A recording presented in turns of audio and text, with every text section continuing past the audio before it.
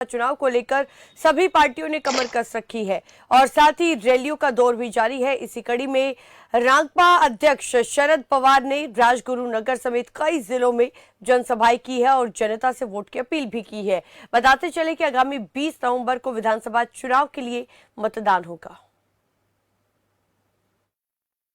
महाराष्ट्र की राजनीति पूरी तरह से गरमाई हुई है। शरद पवार सुबह पुणे जिले में आए। पुणे जिले में सुबह से शरद पवार ने कहा कि वो 5 से 6 सभा लेने वाले हैं। शरद पवार पिछले कुछ दिनों से बहुत जोरों से सभा ले रहे हैं। महाआघाड़ी की सरकार लाने की विनती कर रहे हैं राज्य के लोगों को। शरद पवार ने जुन्नर में आगमन किया। जुन्नर में ओतूर शहर में शरद पवार ने उनके प्रत्याशी सत्यशील शेरकर के लिए सभा को संबोधित किया। इस सभा में कम से कम 30 से 40 हजार लोग रहने की आशंका बताई जा रही है। सभा में जब शरद पवार ने एंट्री की तब शरद पवार जिंदाबाद के नारे भी लगाए गए, क्योंकि शरद पवार के बारे में बात कही जाए तो शरद पवार राज्य के एकमेव ऐसे नेता है जिनको हर उस तहसील में उनके कार्यकर्ता का नाम आज तक याद है जब वो पहले से जुड़े। शरद पवार को कम से कम 60 साल राज्य में काम करने को हो चुके हैं। उसके बाद शरद पवार उनके आंबेगांव के प्रत्याशी देवदत्त निकम के लिए मंचर में सभा लेने गए।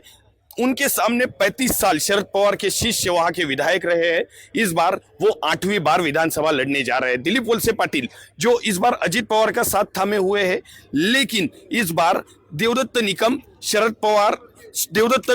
को शरद पवार ने चुन के देने की वहां के लोगों को विनती की। उसके बाद बात आती है राजगुरुनगर की। खेड़ आलंदी में शरद पवार उनके बाबाजी काले नाम के मतलब उद्धव ठाकरे गुट के बाबाजी काले के लिए सभा लेने के लिए आए और सभा लेने के बाद शरद पवार अब रात को 10 बजे तक भोसरी में सभा करने की भी आशंका जताई जा रही है। राजगुरुनगर की बात की जाए तो शरद पवार ने बाबाजी काले के लिए 30 से 40 हजार लोगों के सामने अपनी सभा ली।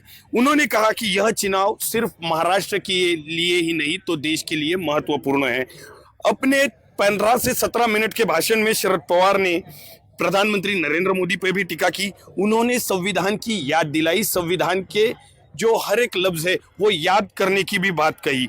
आगे चल के शरद पवार ने अपने भाषण में बहुत से पुरानी यादें भी ताज़ा की। लोकसभा में राष्ट्रीय स्तर पे उनकी हुई इंडिया आघाड़ी की भी याद दिलाई। शरद पवार का जब भाषण शुरू होता है तब तक जहां भी भाषण होता है वहां के किसान लोग शरद पवार को दिल से चाहते हैं। ये बात हरदम महाराष्ट्र में सामने आती है। उद्धव ठाकरे की आज के भाषण में शरद पवार ने प्रशंसा की। उन्होंने कहा कि राज्य का भला करने की, जब उद्धव ठाकरे मुख्यमंत्री थे तब उद्धव ने राज्य का भला करने की बहुत बड़े पैमाने पर कोशिश की। खेड़ आलंदी के कुछ पुराने विधायकों का भी नाम लिया, जिसमें कई लोग आज यहाँ पे एक्चुअली कई लोग नहीं है। आज उन्होंने बाबाजी काले को चुन के देने की विनती भी की। आगे चल के पवार ने कहा कि उस आदमी को मैंने 15 साल मेरे पास विश्वास रख के गलती की, लेकिन अब यह गलती मैं नहीं करूंगा। यह बात भी महत्वपूर्ण है कि शरद पवार ने उनका नाम नहीं लिया जो इस बार विधायक है और अजित पवार गुट में। दिलीप मोहिते का शरद पवार ने अपने भाषण में एक बार भी नाम नहीं लिया। उन्होंने एमआईडीसी के बारे में बात की। चाकन एमआईडीसी जो पूरी तरह से आशिया खंड में सबसे बड़ी एमआईडीसी मानी जाती है और लगभग एक साल में 48,000 करोड़ का जीएसटी चाकन एमआईडीसी केंद्र सरकार को देती है। उन्होंने कहा कि मैंने टाटा लाई, मैंने मर्सिडीज लाई और भी कई कंपनियों का उन्होंने नाम लिया। उद्योजकों की वजह से यह तहसील सुजलाम सुफलाम है, ये भी कहा। शरद पवार ने आगे चल के राजगुरुनगर से जिनका नाम है वह शहीद शिवराम हरी राजगुरु का नाम लिया। जस्टिस चंद्रचूड़ का भी नाम लिया और कहा कि राजगुरुनगर काफी ऐतिहासिक तहसील है। तहसील में जो उनके प्रत्याशी है बाबाजी काले, उनको उन्होंने मतदान करने का भी आह्वान किया और कहा कि आगे चल के हमारी सरकार आने वाली है और यह सरकार पूरी तरह से राज्य के लोगों की होगी, उन किसानों की होगी जो उन्हें मतदान करने वाले हैं। आगे चल के 20 तारीख को यह पता चलेगा कि खेड़ आलंदी हो या जुन्नर हो, भोसरी हो या अंबेगांव हो, क्या यहाँ के विधायक बदलते हैं या नहीं।